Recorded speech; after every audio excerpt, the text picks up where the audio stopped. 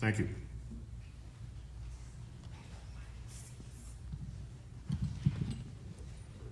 So I'm going to break form a little bit here. I have a song for you that I wrote because I was inspired by the Watershed Management Group. You don't get to hear the whole thing because I got to talk about policies and what I would do, but it goes like this. I see the saguaro, I see the mesquite, I see the prickly pear and the fruit that we can eat. I see the stealthy bobcat, the javelina too. I see the bats from the bridge and avoid their guano poo. But I don't see the water and I don't hear the roar of the mighty burrito across the Tucson floor. And then there's a whole bunch of verses that go with it. But I was inspired by that, by the Watershed Management Group, which is a place where I go and I volunteer. We do labor with our neighbor, and they are all focused on having smart water practices and teaching us how we can do that, whether I'm a low-income person or I'm somebody who has a lot of money. So I'm going to go back to the question. So yes, I do believe in this principle. Besides writing songs, I have also, while I taught at Mansfield, I reached out to the, I just forgot the name of them now, but they came out and they did a water audit. They were students from the University of Arizona, and they had their project leader, D5, who came out, and all of my students and I, we went out and we changed out all of the aerators. Before we changed out the aerators, we measured it, and we were able to come up with, I forgot, it was a huge number of gallons of water that we saved. Going on to number 2, our current policy is consistent with the principle. For the most part, yes. Number 3, should the city be involved, and how can it be involved? Most definitely, absolutely. The city needs to be involved. We're in a desert. We're supposed to protect the rights of people. Number 4, next steps. What can we do? So let me see. Here are my ideas. One thing we've talked about is educating folks about the difference between native versus invasive species. So we've all been hit by the monsoons, and I've got all these things growing. In fact, I have bugged Jana already to come over to my home and help me identify my edibles. So a lot of you, maybe you see the purslane and you think, oh, it's a weed, what am I going to do with it? You need to get onto Jana's blog, and you need to check that out. Farmers markets, we've got those going on in here already. The city needs to be able to provide space. The county has already done it. We've got over at First and River and by the Rito racetrack, we have these covered Ramada areas. In Davis, California, where I lived before I moved to New Mexico, where I helped build a home that was 100% sustainable with water catchment, with all of that good stuff, we had farmers market, and there was like a ride-along carousel that we pumped with our legs. I'm down on time, so I'm going to throw out a couple other things. We need to show people how to make waffle gardens. That's a Zuni practice. We need to be able to protect our smart water policies. We can't just be giving away our water. With that, we need to have incentives and policies that are going to allow people like me, who want to have this cistern, who want to take advantage of the rainwater harvesting program. We need to have it actually accessible. So I need to stop because he's cutting me off. Thanks. First of all, with respect to the notion that sustainability is expensive, as a matter of fact, the payback is both financial and environmental, and what's expensive is ignoring this as a goal. We have the two most important things that we address at the City Council are budget and water. There are no two more important things that we deal with. So absolutely, this goal is consistent with our responsibilities at the council level. We've been taking our full cap allocation since I started on this council, with one exception. That was last year, and I'll get to that in a second. We now have about 3 years water supply stored for a rainy day, pardon the pun. But that's the result of this council's action and this council's focus on this goal. Last year, we left 26,500 acre-feet of water on Lake Mead. The reason we did that is because we're trying to work with the state and with the lower basin states to prevent a shortage declaration on Mead. Our doing that, though, was offset by a deal that we cut with the Phoenix municipality. When they shipped water down to us, we are storing for them in our underground storage facilities now, because we have been so proactive, as Tom was saying, in putting these facilities together, so that now Phoenix is relying on us to help bail them out where they don't have the facilities to store their water. And this is a big deal, not only for the region, but for the lower basin states as well. So Phoenix is trying to play catch up with us. We do have a tiered conservation-based water rate structure. That, again, is something that this council has put a high priority on. And we have conservation incentives that others have spoken about here, so I'm not going to reiterate those. And they are for rainwater harvesting, for gray water, and for the cisterns and all of that. And we do have, by the way, low-income incentives for all of those as well. With respect to the 1,4-dioxane and the TCE, we put in place an advanced oxidation plant even while the city was still negotiating a settlement with the United States Air Force. Before we knew who was going to pay for that, we told Tucson Water, go build that plant, because it's so important to this community to make sure that that water is being treated. There's a group called the Unified Community Advisory Board, the UCAB, that anybody in this room can participate in their quarterly meetings that involve the EPA, the city of Tucson, and that water is being cleaned up and is a very transparent process. Next steps, DCP, I believe Paul mentioned that, the drought contingency plan. DCP Plus, though, is the intra-state agreement that we're working with. We also have an intentionally created supply deal with the tribes that we're negotiating as well. We had a lot of that going just really well until Trump was elected. Then the wheels came off the tracks. We're back to renegotiating. I see Madeline Kaiser in the back. She and I co-authored an op-ed to Governor Ducey that appeared in the Republican and the Star for a thing called the Governor's Water Advisory Council. It's about 28 different agencies, most of which are things like the cattle industry, the mining industry, cotton industry. We need to get more conservation minds on that council, and that's something that we'll continue to work on. Great. Well, water is certainly a key issue, but so is transportation. So the question is, or the policy is, we should evolve our transportation system so all Tucsonans have access to safe, affordable, climate-friendly ways to connect to each other and to local businesses and services. So I'd like to start with Gary.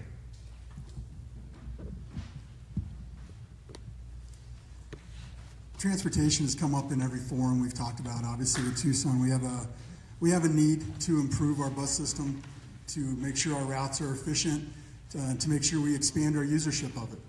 Public transportation is a way of life for a lot of people, and we need to make sure we can maintain that and maintain the affordability of it.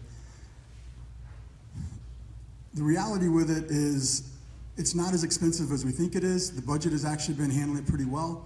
We do have a little bit of room where we can expand in there, but we also need to make sure that the efficiencies are continued to be monitored. There are things we can look at to make it better. We can look at more energy efficient buses, whether we go with electric buses or more natural gas. We can go with different size buses based on the price per mile to run those. But most importantly, it's looking at those routes and making sure that they're meeting the needs of our community. The buses are just one part of it. We also have a wonderful bike plan that we haven't been able to fully implement for bike paths throughout Tucson to make it more accessible. Walking paths as well. We've done a great job of completing the majority of the loop around Tucson. I actually enjoy riding that. It rides around Ward 3. So we can continue those processes to make Tucson more friendly for bikes so it's safer. One thing I've noticed in Tucson this year that has me very concerned is our number of pedestrians that we've had struck and killed. As a firefighter, we respond to these. The number so far this year is twice what we had last year, and we're only halfway through the year. Part of that deals with our transportation of not having enough crosswalks, not having enough lit crosswalks.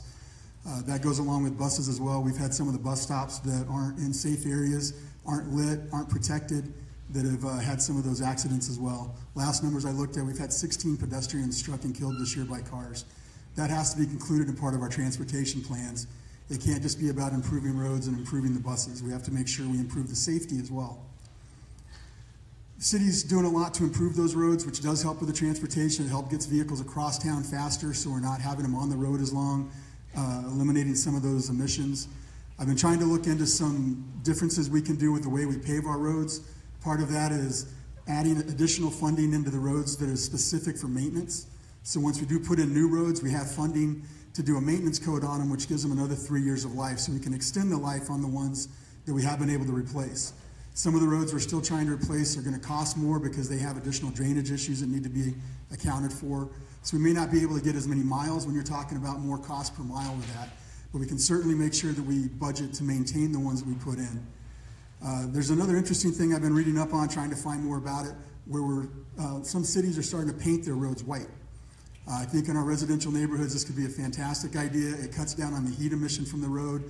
It actually does have some emulsions in it that make the road last longer as well, so it goes along with the maintenance.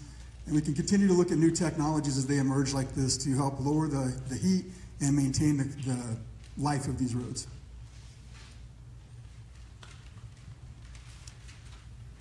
I agree with this principle. Our transportation system should be safe, affordable, and climate friendly. Are the city's policies consistent with this principle? Not really. We rely too much on the automobile. We should place a greater emphasis on the other three legs of the transportation system: pedestrians, bicycles, and transit, including streetcar. How do I see the city's involvement? Central. Transportation, whether it's sidewalks, roads, or transit, is one of the most important things city government provides. What's the next step? We should electrify our bus fleet. I got actual data from Suntran for the last CNG bus that we acquired. Then I approached a major manufacturer of electric buses and asked for cost comparisons. The bottom line is we can save $100,000 over the life of a bus with an electric bus. Again, conservation, renewable energy saves money. It doesn't cost money. We should fund the Bicycle Boulevard Master Plan. What is it? It's an integrated system of bike routes on residential streets. The goal is to get cyclists off of the arterials and onto residential streets where they're much safer and they're lower stress. I mean, it's more fun to ride on a residential street, a lot. We should start gradually with the most needed routes first, and then in about 3 to 4 years, when the city acquires additional bonding capacity, we should put together a transportation package that includes funding for the Bicycle Boulevard Master Plan.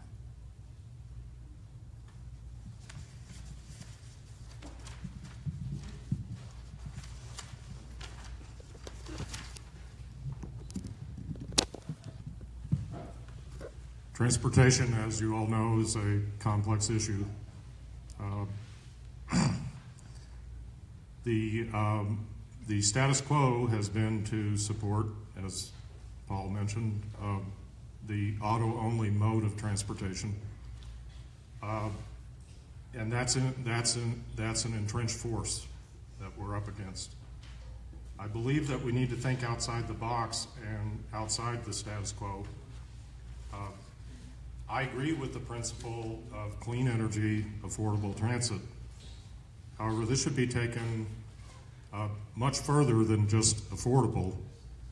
I believe that transportation is a basic necessity. It's a basic right for all members of our community. And so, as such, it should be provided. There's a lot of, when these transportation questions come up before all the candidates, and they've talked about them before, the question is always asked, well, great ideas, how are we going to pay for this? I'd like to ask, how are we going to pay for the auto-only mode of transit that's entrenched with us? There are massive subsidies that are already paid for and provided that we all pay for the automobile-only mode of transit. So nobody questions those subsidies. I think that to question funding for transit is asking the wrong question. I think that's a basic need. It's a basic need for our community, and we can reprioritize our budget. And so I would like to see us think outside the box on this issue. Thank you.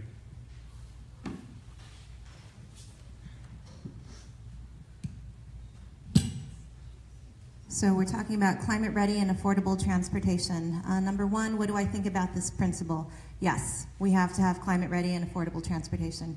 Number 2, are current policies consistent with the principle? Sort of. Number 3, should the city be involved, and how can it be involved? Absolutely. So we know when there are problems, usually the first and the worst hit are women and children. So when we look at people trying to get jobs, trying to have to be transported across town to get from to work, to school, etc. We've talked about this before. If we don't have reliable transportation, they can't do it. My second son, who's in his 20s, he's in the Army Reserves, yada, yada, yada, he was doing a part-time job. And he did not have a vehicle because he's like, Mom, I'm going to try this without a personal vehicle. And he was trying to take the bus, couldn't do it, could not get to work on time. And I know people could say, oh, he could have gone to the bus stop earlier. Didn't matter. Okay, we need to have reliable transportation. But taking that even a step further, and I'm going to tie this together because I feel like all of these issues, they cannot just be looked at individually. So when you look at how can we reduce the amount of transportation that people need to do, I invite you to look at the Zuni Pueblo. And that's a place where I lived for 3 years. It's in New Mexico. In Zuni, if you're in the old village, you can do everything that you need to do on foot. So I taught at St. Anthony Indian School. I lived at the Teach-Ridge. I walked up the block to the library. I walked up the block the other way to get to the grocery store. I miss Helena Market. I miss the fried chicken, okay? So there were things that you could do. A huge problem that happened to the Zuni community is people stopped walking, and the diabetes rate skyrocketed. They were then able to use federal grants to be able to have a program now, it's called Healthy Lifestyles, where now they're bringing back the community involvement together. We played Healthy Lifestyles basketball games. I'm terrible at basketball. In fact, I'd be shooting baskets, and I would keep shooting at the hoop, and I couldn't do it, and they would just give me the ball again and again and again. Okay, so, but it was out there, we're having fun, we're developing relationships. So I've just got my 1-minute mark. So what else? Jarrett Walker study, that has already been put into place, or not put into place, that's already occurred, the study, so we can use the recommendations from there.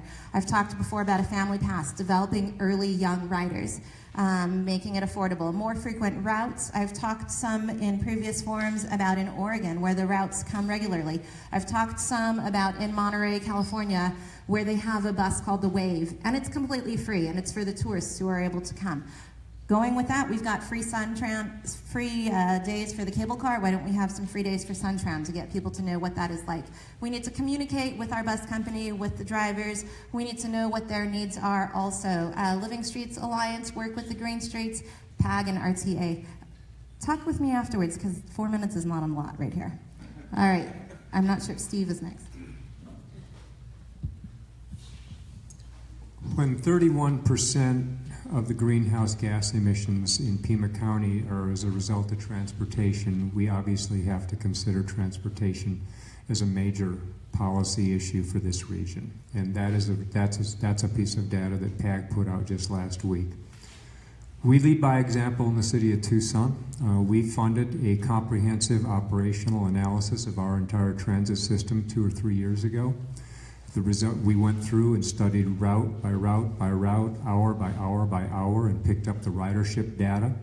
And as a result of that, we also integrated, Felicia, we have not only just referenced, but we have read and implemented much of the Jarrett Walker report, and in particular the frequent transit network that we have now largely around the downtown core and the university area, because that's where the high ridership is.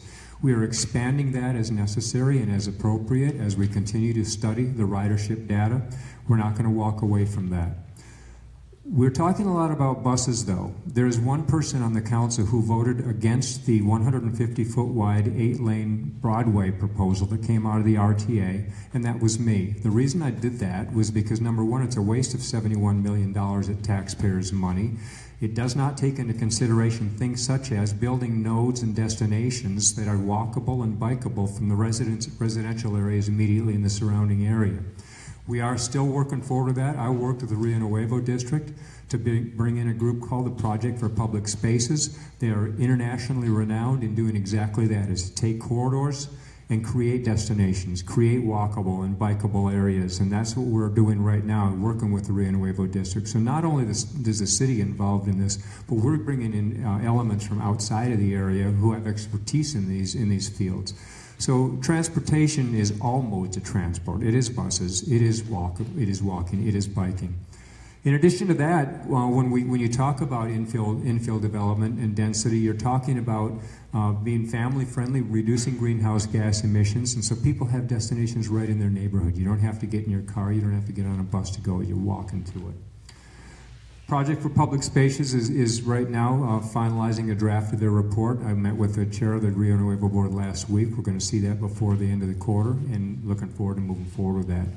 Paul also mentioned the issue of LID in terms of development. Green infrastructure is a huge piece of what we can do in the Broadway build out, and I'm looking forward to seeing more of that as we go forward with that as well. Bike boulevards, I was the one who pushed on this council to get the speed limit reduced on bike boulevards by 5 miles per hour because the data demonstrates that if you are hit by a car, and Gary will validate this as a firefighter, your chances of survival are significantly greater the slower the cars are going. And so we have that implemented, and we're going to continue that build out of the bike boulevard system as funding comes available, and a lot of that is through the RTA. RTA is going to come back up for a reauthorization at some point. They must have a road repair component in it. I'm also hoping that they have that bike boulevard funding in it as well.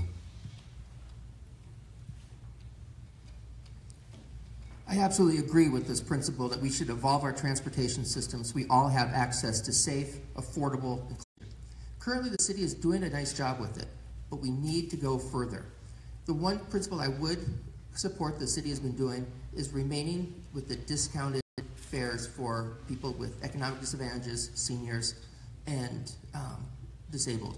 That is one of the core reasons transportation exists, or for people who have no other choice but to use public transportation, and I will fight to protect that. Now, at the same time, we can do some changes. When we look at transportation, we need to look at how can we change with all these new road projects. You look at Grant Road. Yes, we need to change how, we need to add these extra lanes, but how do we minimize the impact of these extra lanes? New construction must include sidewalks, bike lanes, and even green spaces to minimize the impact of these wider roads. If we have that and we encourage other people to use things like the sidewalks and the bike lanes, transportation will flow much better. As well as with this new construction, I think the city can do a better job using their competitive grants and awards to reward projects that include and integrate transportation into their new developments. People who want to bring and add transportation elements to new development should be rewarded for that, and that's how a lot of change will happen. As well as also focusing on hubs. A lot of people will ride their bikes, but they'll ride their bikes to a point, depending on where they live in town, to where they can take the bus or the streetcar. One of the best things about the streetcar is you can take your bike on it. So, you may not want to ride your bike all the way downtown, but if you can ride to UMC, you can take your bike on there and get to downtown. And the same thing goes with if you live on the east side and want to ride your bike part way, you can stop and take the bus by putting your bike in the front. That's a way to combine multiple types of transportation so people can get to where they need to go. In addition, with sidewalks, I think one of the big things is not only building sidewalks, but is having safe crosswalks. I think whenever we see an implementation of the new hawk lights, you see a much safer and used area. People will use the sidewalks if they're not afraid of crossing the streets or walking in the dark. And finally, how do we fix some of the internal bike routes? The loop is great, but the other day, my son and I tried to use the 3rd Street bike route, which I used all the time growing up. But now, at a certain point past Country Club, it's almost unusable, and the road was too bumpy for my son to use, and this is an established bike route. So we need to fix and maintain the bike routes that do exist, while also providing new ones in our new development. Thank you. The final issue is relocalization and redevelopment. Those may not be familiar terms with everybody. They focus on us as opposed to more. So we'd like to ask for your comments on should we focus our economic development efforts on serving local people and local businesses and building local capacities. So, Gary, if you'd start. What? Okay. I'm going to duck the question. Pretty clever. I agree with this principle. My goal is to make Tucson the most environmentally sustainable city in the Southwest. That's why I support my partner Felipe by helping out with the Tucson Community Supported Agriculture, Tucson CSA, which he founded in 2004. A CSA connects consumers directly with farmers to provide locally grown organic produce and other farm products. That's why I've declared the goal and plan of powering Tucson City government 100% on renewable energy by 2025. Tucson City government will lead by example, encouraging similar adoption of renewable energy in the private sector. The city's current policies are reasonable, but they need additional focus. My 100% goal will provide that focus. The next step is simple. Vote for me. If I'm elected, I'll push for a sustainable, solar-powered Tucson.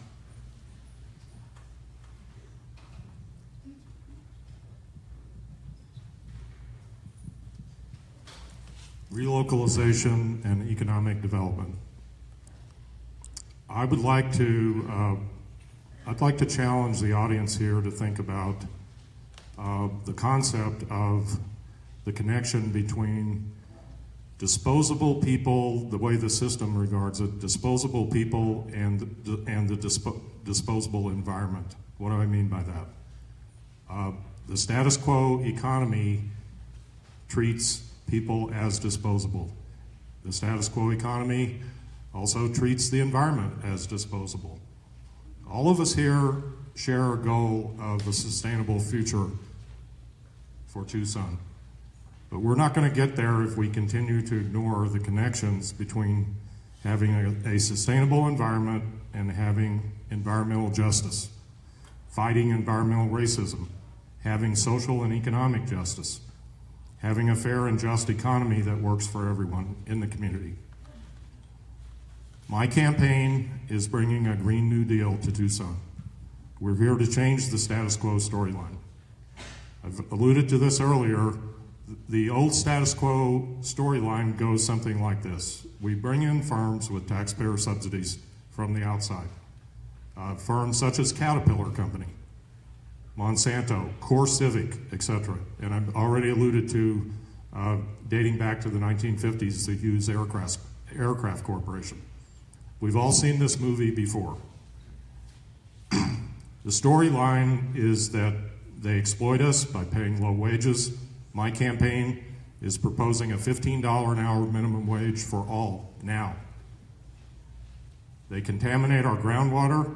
They imprison our people for profit. The current city council voted $5 million to go to a group known as Core Civic. For those of you that don't know, that's a private prison. That's a private prison enterprise that contributes to mass incarceration, the school-to-prison pipeline, et cetera, et cetera. The old storyline destroys our environment, destroys our desert habitat, and these companies that we bring in from the outside, they ship their profits out of state after exploiting us. Here's the new storyline. Thousands of clean energy, fair wage jobs, retrofitting hundreds of thousands of homes and businesses with 3 different things. A, energy conservation. B, solar and renewable. 3, water harvesting and water conservation. Change is coming to Tucson. We will join half a dozen cities who've already pledged to go 100% renewable energy. And I've got a list of them here, but I see my time is up. Thank you.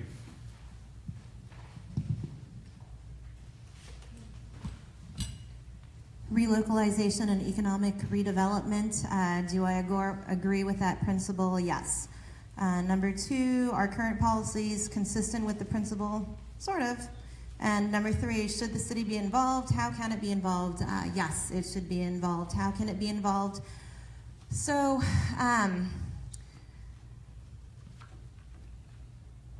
I've shared at a couple forums something that's personal, and I'll share it tonight too.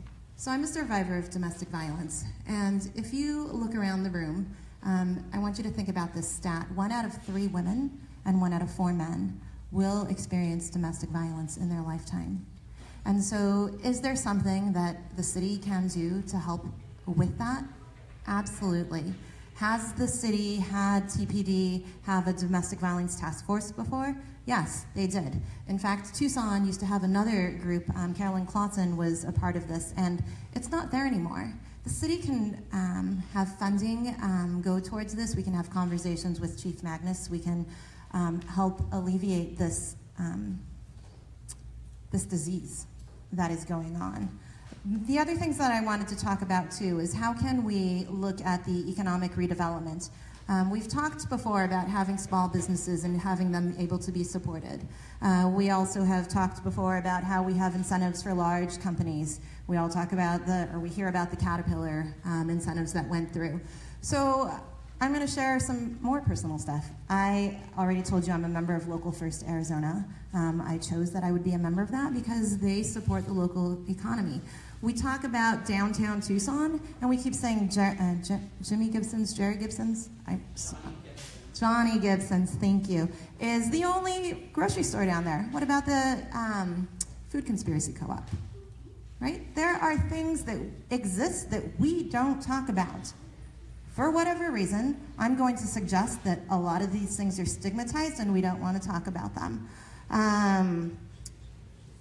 Other things that we could look at, and some of these you might say, what is she talking about? Something that I will do as councilwoman is consider ideas that even if they sound outlandish, because that's what we need to do. And that's what I tell my students to do, dream big. And then you take those ideas and you figure out how to make them real. So there is a group that meets every once in a while, Tucson Solar Dollar. Thomas Greco is a part of that. It talks about creating a dollar that just the local companies, businesses would use, that the solar dollar is basically TEP would be using that to pay people, and there's more. I mean, so talk to me about that later. What else? Small business loans. So we could talk about how can we look at financing the money that we have that's invested in Wells Fargo, which we can talk about another time too, but how can we give that money to small businesses and help them? So again, I'm out of time. I invite you to have a conversation with me later. Thank you so much. First of all, Mike, not one single person on the city council supports